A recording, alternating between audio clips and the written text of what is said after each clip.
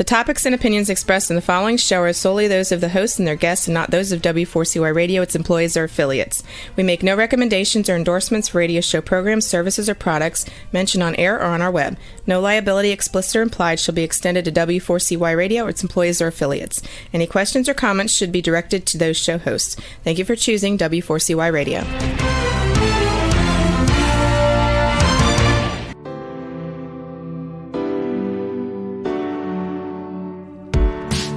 Welcome to Success Secrets Exposed. Tune in live every Tuesday at 7 p.m. Eastern Time or Wednesday mornings in Australia on W4CY Radio and Talk4 TV. Every week, Sally leads intimate conversations with today's thought leaders, change makers, disruptors, and masters of their inner genius to bring you tips, strategies, and insightful perspectives on various topics shaping our lives and business growth, revealing the human element of success and challenge. Good morning, good evening, and good day to you all, and welcome to another episode of Success Secrets Exposed. Today, we're going to be talking with the Cancer Disruptor. Now, today's guest is Christine Handy, an international print and runway model, best-selling author, and inspiring keynote speaker. Christine's book, Walk Beside Me, is a fictionalized portrayal of her life, and it launched her into the spotlight as an advocate and as a speaker after its release in 2016. Beyond her writing and speaking, Christine is a breast cancer survivor, a social media influencer, and a nationally recognized humanitarian. She serves on the board of People of Purpose, the Break Free Foundation, and the Wonder Woman Initiative, supporting impactful causes. And her first novel is now being adapted into the upcoming film Hello Beautiful, set to release in the fall of 2024, so not long. So please help me welcome to the show Christine Handy. Hi. Good morning and good evening to you. Welcome. Thank you for joining us. Oh, thank you for having me. It's always a good day to inspire people. Absolutely. And I'd love you to start that inspiration, if you would, by telling us a little bit of the backstory. You know, what brought you from that world of high fashion and modeling to become the hope facilitator and the advocate that you now are? Well, I would say that it started as a very young girl in the modeling world at age of 11. Now I still am in the modeling world, and I'll get to that. But, you know, when you feel like, well, first of all, when you're in industry that is superficial, again, I'm in the industry, so I love my job. But when you're in industry that focuses on superficiality, right? The external portion of you, then for me, that's what I felt like my worth came from.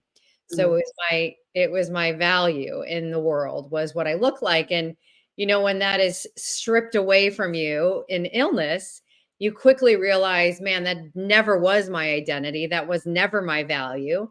And of course, that's one focus. I could have stayed within that focus and said, okay, well, my value is now gone and I have no value. That would be one focus. Fortunately for me, I figured out my focus was finding who I was inside. And when I nurtured that part of me, instead of focusing so much on the beauty external, but on the beautiful Christine Handy inside, then I really figured out what my purpose was. And so I went from being a model, you know, worldwide model, to becoming a voice for women, a very big voice in the breast cancer community, but also a voice about nurturing your self-esteem so that people didn't go through what I went through. And what I went through was a very difficult shift, because when you focus on external stuff, and that could be, it doesn't have to be external beauty. It could be money. It could be things. It could be relationally, you know, anything that can be stripped away. All of those can be stripped away. Then that's a roller coaster. And I wanted my foundation coming out of breast cancer. I wanted my foundation to be more stable. So when I focused on my self-esteem, and when I focused on nurturing that, and I focused on faith instead of fear, you know, if we focus on fear, we become more fearful. If we focus on hope, we become more hopeful. So I would say that that shift ignited this pursuit inside of me to help other people with that, hoping that, if they were going through something similar, that they might get that courage that I was showing under that sort of paradigm shift. Yeah, thank you. And I think you've framed that up so well. There is so many different external variations that we have across humanity and our individualness and our communities. It's really great that you've actually helped share the fact that it's about, regardless of what the element is out there that's our roller coaster ride at the time, it all does come back to, what's inside of us and who we really, really are. So thank you for just sharing that. So being part of the Legacy Levers series, as we are talking today, I'd love to talk a little bit more about that power of hope and, overcoming obstacles, because you actually describe yourself, and I can feel that, that hope facilitator in talking with you.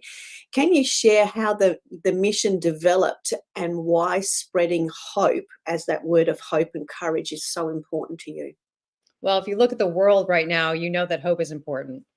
But I from a personal perspective, when I was going through breast cancer and I realized that my worth was internal and it's nothing to do with anybody externally, then I had this innate power.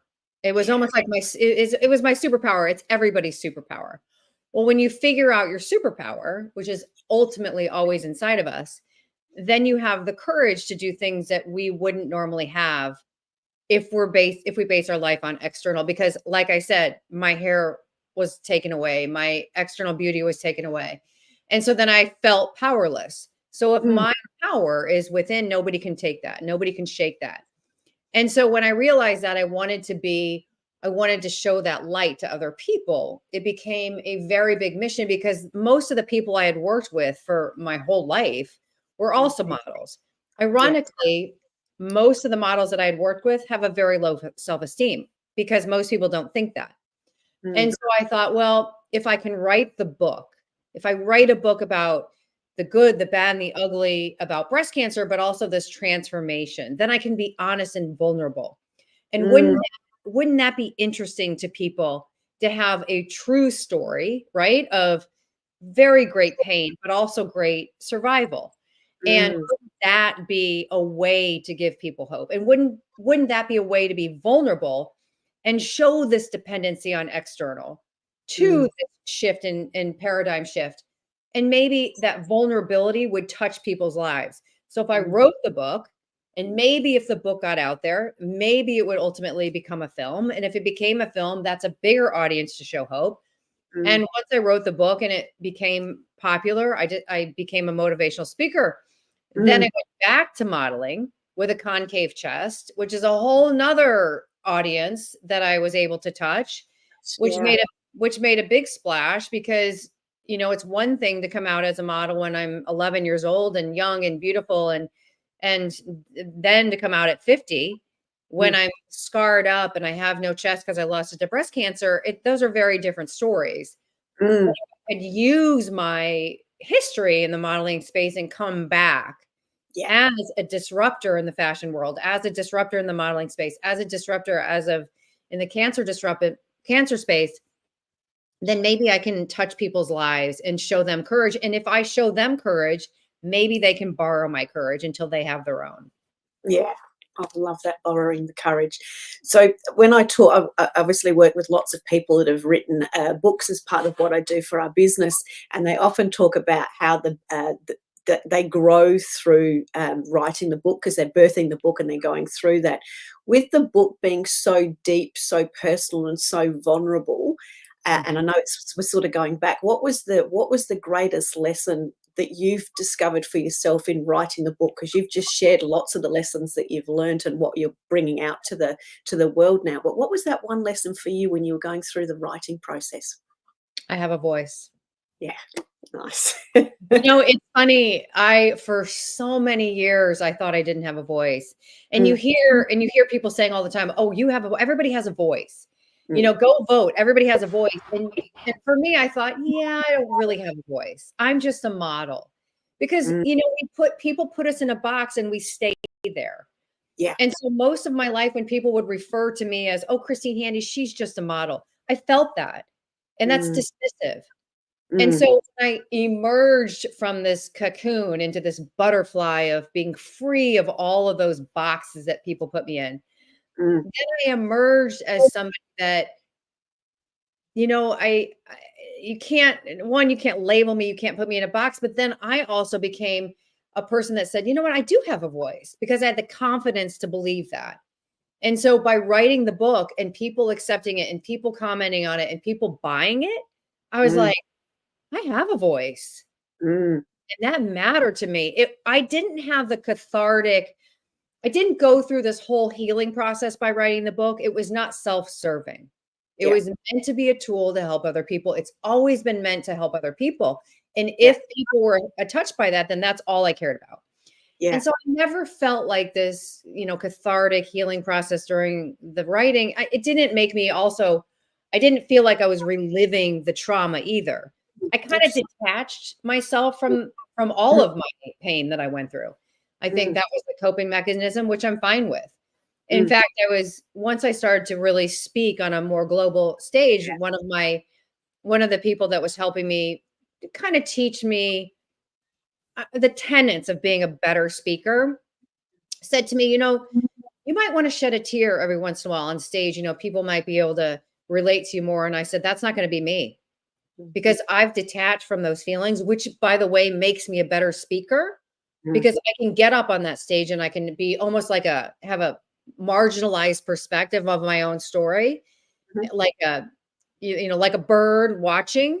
Yes, And I yeah. can talk about it more freely Yeah. without the pain and without the stops and the Mm, halts. mm. Yeah, I think I've done a good job of kind of distancing myself enough in order to share the story. Yeah, beautiful. And I love the two words that you've actually used there, that freeing nature of the ability to be able to speak in that way, which is very evident with the interviews and the information that people can find online and talking to you and having you coming in as a speaker. But there was also another word that you said about that dismissive nature. And I think, and especially as it relates to the boxes that people may put us in, but also the boxes that we stay in or the dismissive boxes we put ourselves in. So I just thought I'd touch on that because that dismissive nature that we have, if I look at on my own experience and conversations with women, when we are doing that, we actually are dismissing the courage that is internally in us. So I just wanted to sort of touch on that because through all of the courage that you're sharing with so many people, it's that our opportunity as the listening audience to recognize that and bring forth that courage in us. So thank you for that. Let me say a couple things about that. I think it's so critical to take inventory of our thoughts and what we Mm, tell ourselves. And that's so cliche, right? Take your thoughts captive and listen to your voice because you're the one that's inside of your head. yeah. But it's so critical, even the littlest things. So, as an example, I play tennis, and Mhm. sometimes I'll hit a ball and I'll be like, "Oh, you suck." Well, I'm telling myself that. That is self-talk that is toxic. Yeah. I'm not I tried, right? We try. We hit the ball, we try. If it's a bad ball, who cares? It's like, don't, beat yourself up or even the simplest things. But Yeah. those are the thoughts that can be, they're like a wave effect, right? If we can call ourselves names, if we can tell ourselves that we are negativity, then that toxic nature is inside of us. Mm, We can have outside of ourselves people talk negatively about us, and we can slowly get rid of those people gracefully out of our lives. But if it's coming from within, we have to really spend a lot of time stopping that. and Or being aware. journal about it, take inventory of it, notice those thoughts, and change them, even if you don't believe them at first. You know what I mean? And I think that's where the change comes in because even when I was shifting and going to better self-talk, at first I was like, this is not important. And honestly, it was critical in my transformation. Yeah, and it's all those, I love that you've expressed that. It's all those little teeny tiny incremental things that can compound, but by Yes. capturing them and reframing them and being aware of them and working on them, Yeah. you are creating your own opportunities. So I'd love that we've talked around that, um, finding the courage in your voice. noticing the little voices to bring the big voices out. And we've also talked about that self-talk that dictates your life. So as it relates to the self-talk and the experience that you've had coming back as a model now, what's some of the messages or conversations you've had with the audience that you're helping them overcome? What's some of the common themes that you're hearing for women that we can now, shine the light on those and help them move through some of those? Well, I have a great story. So when about a year and a half ago, maybe it was a little longer, the exact same week that I was hired by the largest lingerie brand in the world to model for them was the exact same week that somebody on social media made a comment and said, "Were you born a man or a woman?" Because I lost my chest. So I have a concave chest. Mm. And I said on social media, what would you focus on? Would you focus on the modeling contract, or would you focus on the comment, like, were you born a man or a woman? Because that can consume you. You can say to yourself, gosh, I wonder if other people think that. I wonder if I'm telling myself something but other people are looking at me thinking something else. And you can go down that rabbit hole, right? Mm. Or you can focus on the fact that the largest lingerie brand in the world hired you to be their model. Mm. So I said on social media, I said I focused on neither, because the lowest of the low or the highest of the high, you got to get rid of that. Yeah. If you want to be on stable ground, if you want to have a stable self-esteem, then you can't be reaching for the highest highs. I'm not going to be hired by the largest lingerie brand every week. I'm not going to be getting comments by haters every week. I want to be stable. I want to have a great, solid self-esteem. And those things I don't want to rattle me, whether high or low. I want to be even keeled, and I want to just walk through life inspiring people and not get tripped up along the way. I don't want an ego, and I don't want people to tear me down. So neither. I'm not focusing on either. And I think that was a great message for people, because women in particular on that message were like, I would have never even thought of that. Yeah, Because exactly. of course, intuitively we think, oh, I'm going to focus on the job, right? Mm. I don't do that. Yeah. Like I mean, I'll get I'll get a humanitarian award, and I think to myself, there are so many people in the world doing incredible things that never get noticed. I accept my award humbly. I put it in my house and I move on. There's no ego involved. I'm not doing this out of some sort of inflated ego. I'm not doing anything different than we should all be doing. Everything that I wake up and do every day is what we should be doing, period. It's what we are called to do. We are called to help other people. It's not extraordinary. It's not different. It is what we are called to do. We are called to serve. And so if somebody wants to give me an award, I'm like, well, that's super sweet, but it's not inflating my ego, nothing. And I'll call it balance, for want of a word that makes it easy for me to bring into my world, is that balance of self is such an extraordinary message, and is a really great anchor for that self-talk, which is what you've sort of expressed there as well. So can you talk us through that balance and that message that you've actually just shared there, from that place of service, where we can actually help people shift towards that positive change for themselves, and bringing some of those principles into their lives, like you've been able to bring into yours? Well, I think it starts with focus, right? I mean, if you focus on accolades and you focus on praise and you focus on getting something, if you focus on transaction, right? If I do this for you, then I want you to do something for me. That's a focus. But if you focus, you wake up every day like I do and say, okay, how can I serve today? Who can I serve? What community can I serve? Who can I reach out to? That becomes my focus. And all the other noise, all the other, whatever it is, whether it's an accolade or a hater, it's just noise. It really, and I'm not saying it's bad noise. Sometimes it's good noise. Sometimes it's bad noise. But that's, again, it's all what you focus on. And if you focus on the service and you don't focus on getting something back for it, then your life will be so much simpler. You'll have less of a roller coaster. It'll be just, I don't know.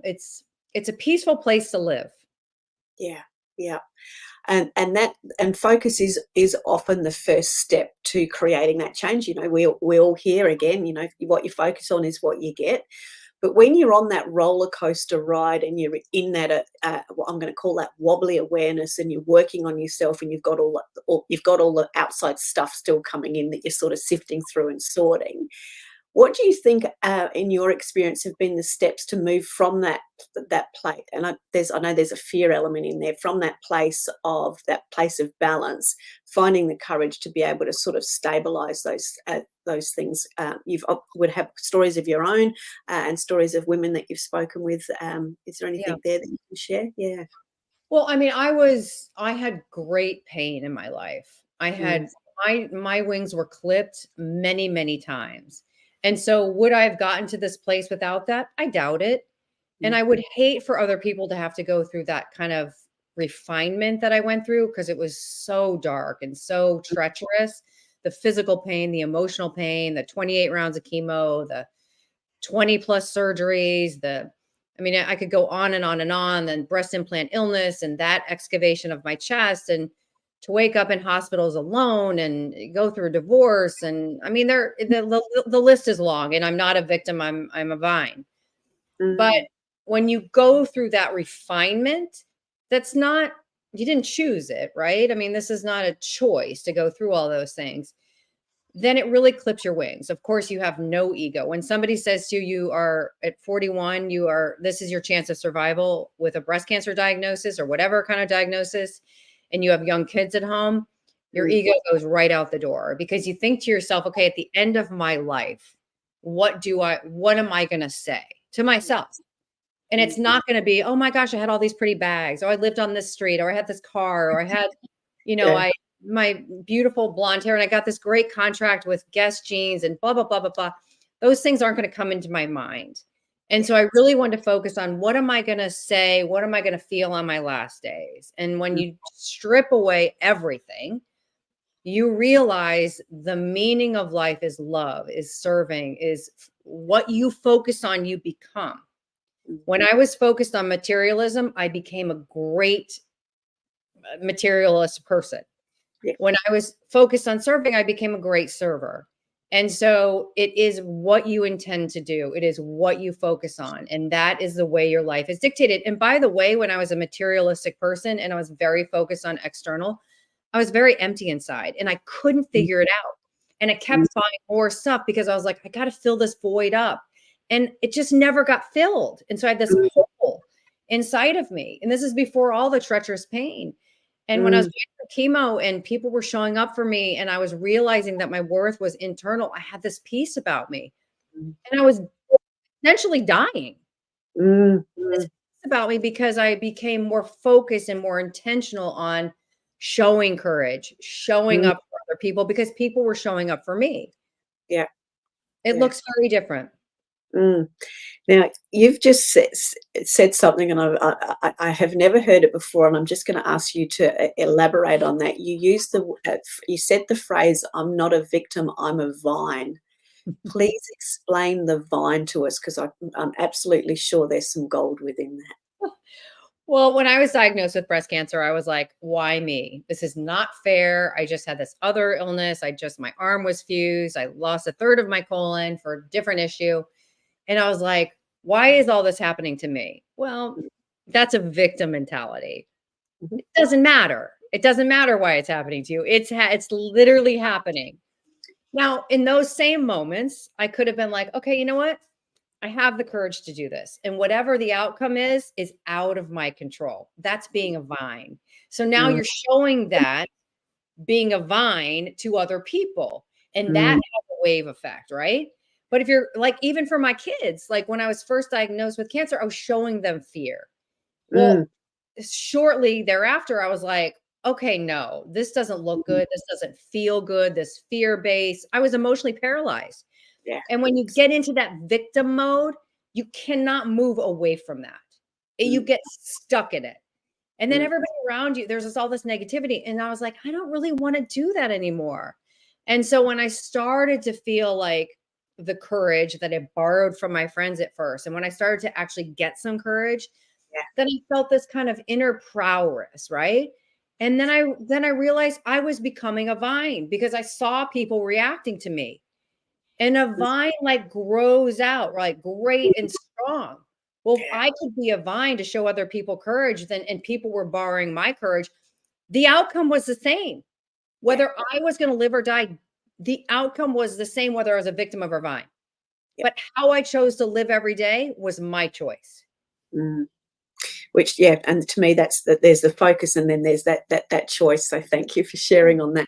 Now, you've also said something in there around you borrowed other people's courage and then found your own. So that comes back to having the right sort of people around you and building the right sort of community. Can you talk us through some of those elements? Because on speaking to people, the community around them actually helps to, I'm going to say, louden the voice or make the voice bigger. So talk us through your experience of the right people around you and that borrowed courage and the building the communities.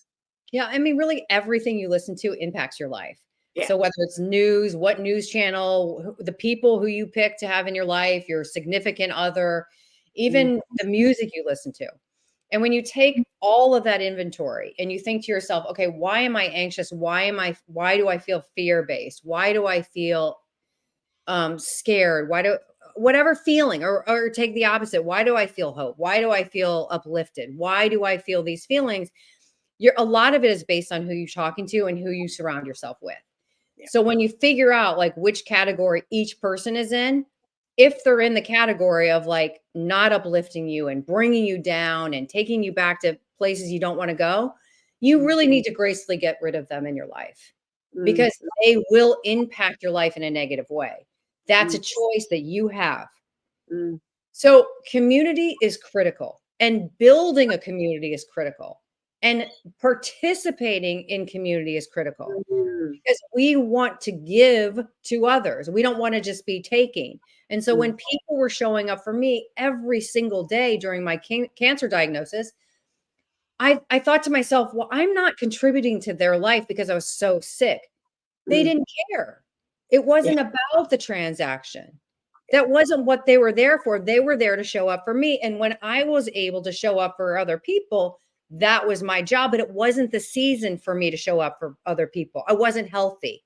But when I was healthy, then it was my job to show up for other people.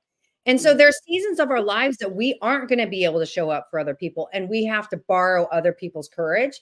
But man, I'm telling you, if you don't have people on your team that will be there for you in those seasons of your life where you need to borrow their courage, you need to pick different people. Right now, when you're healthy and things are going well, think about what they're saying to you.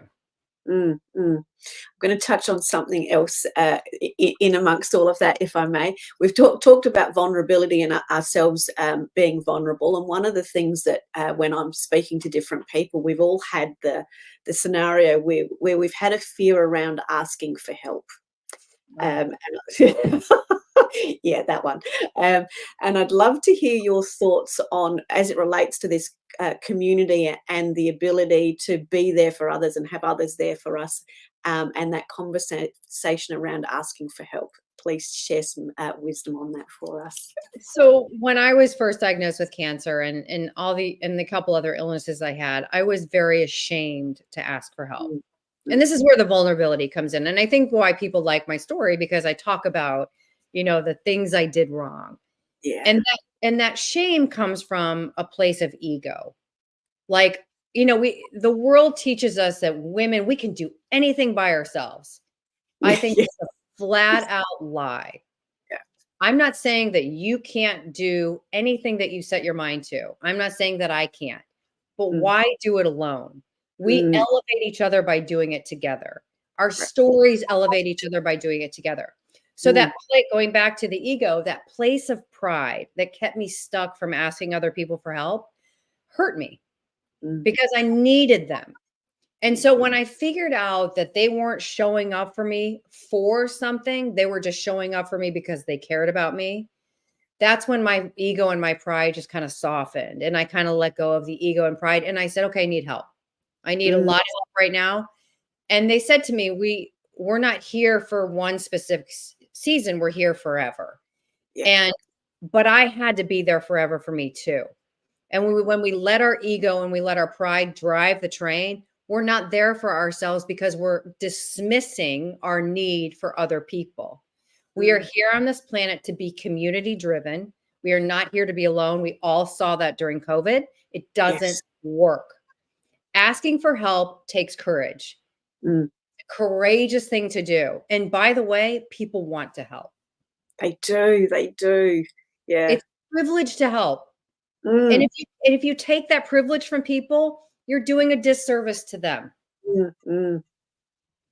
Yeah, I couldn't agree more. I find it interesting around that conversation, and as you've expressed with women, you know, we are so brilliant when we are together, but we do. I know from my own experience when you're in stuff and the pride kicks in, and for me, I describe it as a sort of a little prickling. You know, the hairs all sort of stand up a little bit prickly, and I feel a little bit prickly.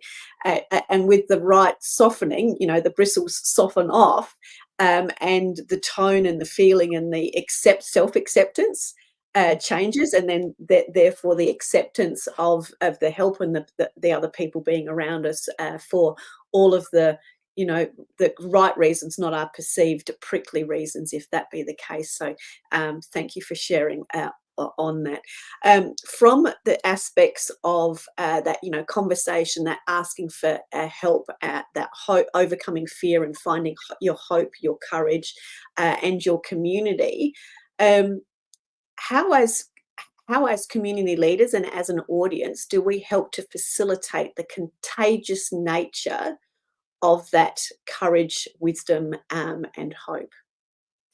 We show it, right? Mm. I mean, I model in Miami Swim Week in a bathing suit and I have no chest and I'm 54 years old. Well, you show it. That's Mm. one. You talk about it. Mm. Like we're having this conversation and I talk a lot about it on social media. Listen, we're so tired of the highlight reels. Yeah. Like, it's destroying the younger generations, right? It's Mm. it's torture for self-esteem. And Mm. so if we all put ourselves out there as a highlight reel, like in our best moments with filters, we're hurting other people. And so being vulnerable and showing courage and asking for help and all those things, you show it, you talk about it, you Mm. story tell about it, and then you try to ignite that same kind of Mm. contagiousness around it to other people. If we don't talk about it, it's like there's so many things that we don't want to talk about, especially Mm. the vulnerable parts of our life. But if Mm. we don't talk about those, and people feel so alone, and we don't want to live in a world of alone and loneliness, right? That's a terrible feeling. Mm. Mm. Mm. Very much so. Um, we've covered so much so fast. It's been very exciting. Is there any areas that we haven't touched on that you would like to share on while I collect some more of my questions for you? So I think that we so freely give people grace, whether they deserve it or not. Mm. I mean, think about that. Like, Mhm. let's go back to the guy that asked me if I was a man or a woman at birth. Mm. I responded a few days later because I had to take a moment, and I Mm. responded out of grace. Mm. And I said to him, "What prompted you to ask me that question?" So I responded out of grace. Like Mm. instead of like something angry or retorting in a malicious way, but that grace we deserve to give ourselves. Mm. And so often we don't. We're Mm. so hard on ourselves and we treat ourselves differently than total strangers. I Mm. gave a total stranger that was not kind to me grace. If I Mm. don't give myself that grace, then I'm negating my self-esteem. Mm. So I think grace is an action, and I think people need to pay attention to that grace. Yeah, love that. Thank you. Wonderful. I want to move on now to what you can share. I'm assuming you can. What you can share about the upcoming movie, and the experience of the vulnerability and your hope for what that's going to bring to the world as part of your Yeah. legacy. The movie is very exciting, and again, it's not ego based, but I really felt like if I could get the book made into a film, then it would negate a lot of the previous films about cancer that end in a funeral and the impact that has on the world. And Mm. because the movie, my story doesn't end in a funeral. And that is, and both exist, right? I mean, some are sadder stories than others, Mm. but both should be shown in the world. Mm. And I think in the movie world and in the TV world, there has been a bias to show stories that end in death in the cancer space, and I have righteous anger over that. And I think that that narrative needs to change. And so, because it's my story and because it's a very honest portrayal of my story, I think it's also important to show the duress of cancer, the difficulty of cancer in the family unit, but also Mm. things come in the end and there's healing and there's shifting and there's change, and it's all within the whole community and also in the family, and that is shown in the film. Mm. And what an important message right now. Yeah. More and more women are getting breast cancer now than ever. Younger women are getting it, which I have no idea why. And Mm. so what a great hopeful story that will be.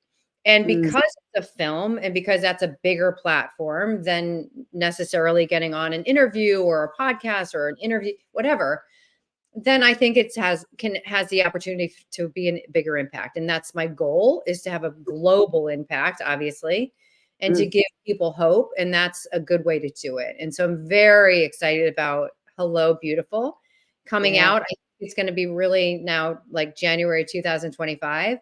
Yeah. Getting a movie out, getting a movie made, getting a movie funded is nothing short of a miracle. And I think that we are so lucky that this is where it is. And now post-production's over, and, we're really in the fun stages of the movie where it's going to be shown and seen by people. But it's a really accurate portrayal of my life. And I'm very excited to show that. Mm. And how do you think moving from having such an uplift in the greater community back in 2016 when the book came out, and obviously the impact that's enabled you to serve, and now coming into the movie side of things with new information, new communities, and new exposure, what's your, I suppose, vision as it relates to not just your message, but the impact and the influence that's going to have? And I know you've just touched on that slightly, but I can feel the difference between the two, and I'd love you to explore or explain some of that for us too. Well, I'm on a crusade, right? Yeah, yeah, I'm on a crusade again, I feel like I am the hope facilitator. yeah. And I think that that crusade matters. And I think that 2016, I had a voice. I think my voice has been amplified because people have reacted to my voice. And Mm. so I feel like I have a whole community of people behind me that are rooting for me because Mm. they need to have the movie out. They need the story. They need the vulnerability. So it's not my story. It's so many people's stories, and they need to be represented. And that's a bigger vision, and more than, the movie has taken 6 years, and I'm so glad in a way that it's taken 6 years, because although I feel like in 2012 my wings were completely clipped, Yeah. I think they needed to be clipped a bit more. And so I I think that the movie it's going to be a powerful representation of hope, but also not negating what people actually go through. I don't want to Yeah. dismiss the pain and the duress that women actually go through. Mm. And it sounds as though you've now collected, I'm going to say, a collective of wings, with people with their wings to share their story and their messages of hope too. Would that be a fair assessment? I hope so. Yeah, yeah. No, that's Cool. extraordinary. Thank you. So let's just circle back as part of the, recapping of it, what's been an incredible conversation. Um, we've talked about you focus on you become what you focus on, and your self-talk dictates your life. And the true power is both those that surround you, but also finding that true power and vulnerability, etc., within yourself. with all of that, and knowing that so many women are experiencing all sorts of different fears and uncertainties around all sorts of different things, or people in general, what would you share and say to them, almost from that perspective of, you're on the stage and they're all listening to you? What would you share with them to move them forward and help give them that borrowed courage today? Well, I think the world, right? I mean, just look at the billboards around you. They want to show you what you should buy, what you should collect, what you should bring home. And I think if you start introspective work and start to really understand who you are and figure out your purpose and understand what makes you tick, what keeps you up at night, what kind of projects, inspire you, that takes a long time. And I think people quit because in this world of fast pace, everything is quick and there's only like these small segments and we don't have the bandwidth that we used to have. Then I think people get frustrated and go, it's just not for me. I'm going to go back to filling up that void with this purchase or whatever. And I think I would say it's a long process, and don't give up on yourself, because that work is more important than being anything for anybody else. Be that for you, right? I mean, there's a big difference in doing the work for other people than doing it for yourself.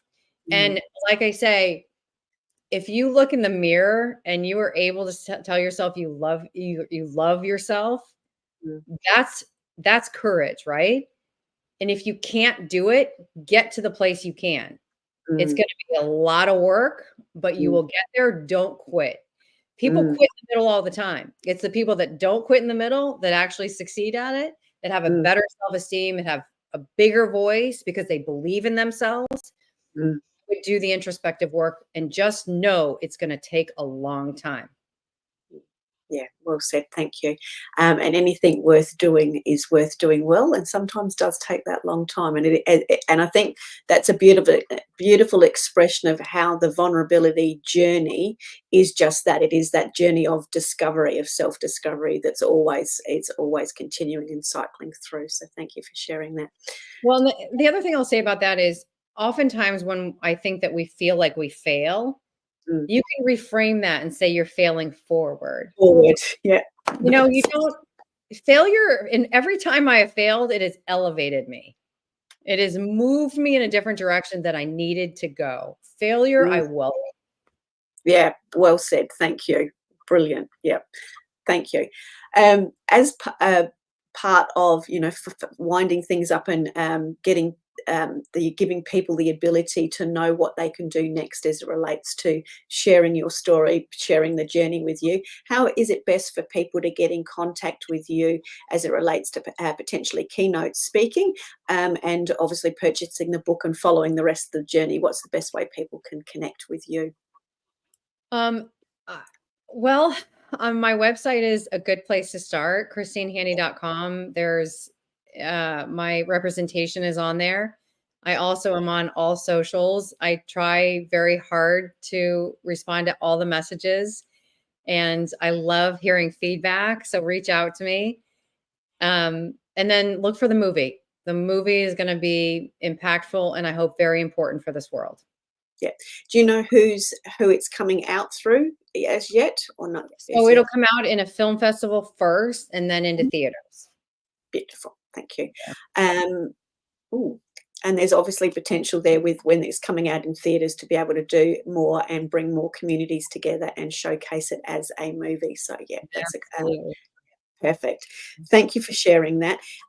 Is there anything else, just as we come to the last few minutes, so to speak, that you would like to continue to share with the audience, recap, and bring to the fore? Going back to social media, I would discern who you are following, because I think that's so critical. If you're following people that are only putting out highlight reels, it's going to like shred your self-esteem. Follow people that are positive, follow people that are hopeful, follow people that are not fear-based or are shocking you or just posting all of their beautiful vacations. Follow people that are real, follow people that are vulnerable. And I promise you that will be more touching, and that will also help you to also nurture your self-esteem, because if we feel alone, that negates our self-esteem. Yeah, thank you. I think everyone will be in agreement that we've covered a lot and shared a lot of wisdom with Christine today. There's a lot that we can do. I've got lots of little scribble notes down as it relates to, finding the unfiltered versions of real people online, finding our own grace and vulnerability within the conversations that we have with ourselves and others. Definitely giving ourselves the ability to ask for help and accept help when it's there for us. And certainly the focus, what we're focusing on, becomes paramount, and then the choices that we make within that focus. And I really loved the expression of the victim or the vine versus the victim. I can really, being a visual person doing the work that we do visually, that expression of the vine, how that just sort of continues to grow and spread and flower and become more in the essence is definitely a beautiful story of courage, and is and very, very hopeful for the rest of the community. So in closing, you have a book that people can find, and the book is called Walk Beside Me, and it's that book that's being turned into the film that's going to be called Hello Beautiful. Yes.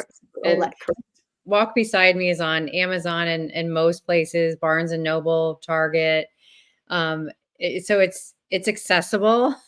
Yeah. It's funny. I never promote my book. I think it's because it came out like 8 years ago, and I should promote it. It's not that I don't want to promote it. It's just, I feel like, I was on this book tour back then, and it's just kind of, I moved on from it. Yeah, but I love my book. I even read it myself. Yeah, and I do want to touch on that, because working with so many authors like we do, it is a case of I've done the book, I've done the marketing, I've done the promotion, and then it gets forgotten about, which is why I always sneakily bring it back in, because that's my Sally nag. Because there is so much wisdom in a book, but yes, I appreciate that you've grown from it. But for those that are just starting their journey and those sorts of things, it's a really, really great way for them to discover more about you, but more importantly, as well as discovering more about the courage and the hope that actually sits deep inside themselves. So the book's accessible right now, so that's creating the opportunity for people right now, and then they can relive the book in a different light and see a new form of grace when it becomes the Hello Beautiful movie as well. Yeah, good. Very well said. Thank you. You're very, very welcome. Any closing quotes, thoughts, or remarks from you as we finish up? Even a person like me, who gets in the public all the time, there are days when I need to borrow courage from other people. So don't feel let down if you need to borrow courage, because there's no pride and ego in this thing called life.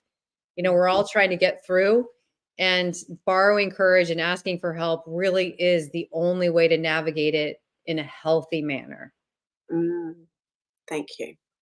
And with that, thank you very much, Christine, for sharing so much wisdom with us, really highlighting the hope and the possibilities and the opportunities for us all. It's been an absolute pleasure sharing with you. I look forward to people grabbing your book, and I look forward to sharing the movie when it comes out, and then getting that out into more communities. Again, Christine, thank you very, very much. It's been an absolute pleasure. Thank you. Thank you, everybody, and we will look forward to seeing you again on another episode of Success Secrets Exposed. Till then, we'll see you next time. Take care. Remember, if you want to be sought after and sold out, as well as being known as the obvious expert in your industry, you need to speak with Sally, our host of Success Secrets Exposed. Sally is the founder of Monetize Your Content, a done-for-you content marketing agency that helps you be easy to buy. See you next week on another episode of Success Secrets Exposed. Tune in live every Tuesday at 7 p.m. Eastern Time, or Wednesday mornings in Australia on W4CY Radio and Talk4 TV.